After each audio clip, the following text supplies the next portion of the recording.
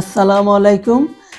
রিজিয়া বোরহান চলে আসছে আজকে একটু অন্যরকম একটা কথা আপনাদের সাথে বলার জন্য। তো আজকে আপনারা দেখতে পাচ্ছেন আমার সামনে একটা বক্স আছে। এটা হলো নেহারি।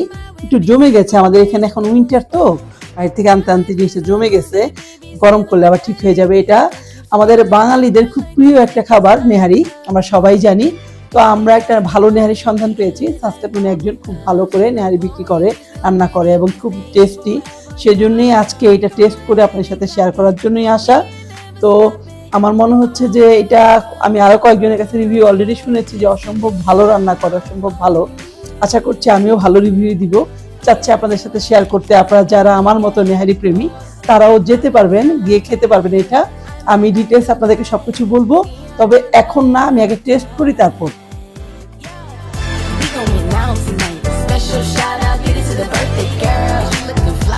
করে নিয়ে আসছি আমি, দেখেন জিনিসটা। এটা আসলে কিন্তু ক্যালসিয়াম অ্যান্ড প্রোটিন সমৃদ্ধ একটা খাবার, কারণ এটার মধ্যে হাড়ের রস আছে, মাংস আছে প্রচুর পরিমাণে।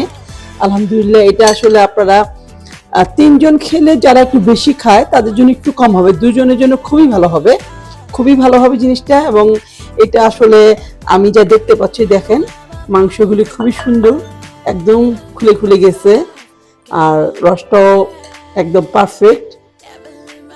আর এই হাড় আছে, ওই যে যে মাংসে আমরা যে ঝালের সাথে যে মাংসগুলি দেই, ওই মাংসগুলি দেওয়া হয়েছে একটু চর্বি সহ, এবং অনেক অনেক ভালো। আমি একটু জিনিসটা একটু টেস্ট করে দেখি, টেস্ট করে আপনাদের বলতেছি জিনিসটার টেস্টটা কেমন।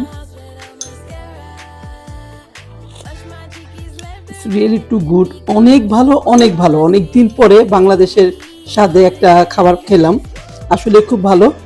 যে রান্না করেছে সে খুব সুন্দর করে রান্না করেছে। তো আমি এটার দাম এবং কোথায় পাবেন সব ডিটেলস ফার্স্ট যে আমাদের কমেন্ট বক্স, ওখানে পিন করে দিয়ে দিব, আপনারা সবাই জেনে নিতে পারবেন।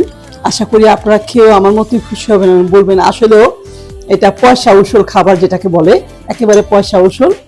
খুবই খুবই ভালো রান্না হয়েছে এবং খুবই ভালো, এবং পরিমাণও অনেক। আপনার দামের সাথে মানে যদি আপনি তুলনা করতে চান, দেখবেন যে খুবই ভালো।